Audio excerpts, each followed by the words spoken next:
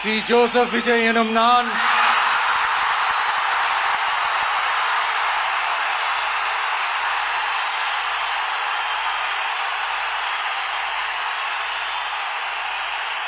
சட்டப்படி அமைக்கப்பெற்ற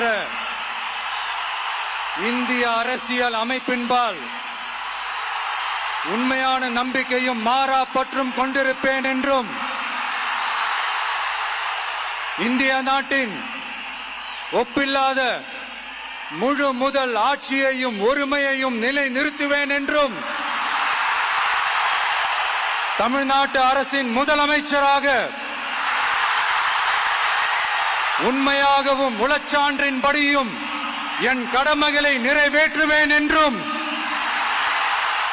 அரசியல் அமைப்பிற்கும் சட்டத்திற்கும் இணங்க அச்சமும் ஒருதலை சார்பும் இன்றி விருப்பு வெறுப்பை விலக்கி பலதரப்பட்ட மக்கள் அனைவருக்கும் நேர்மையானதை செய்வேன் என்றும் ஆண்டவன் மீது ஆணையிட்டு உறுதிமொழிகிறேன்.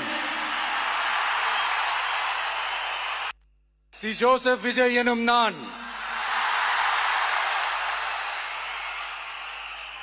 தமிழ்நாட்டு அரசின் முதலமைச்சர் என்ற முறையில்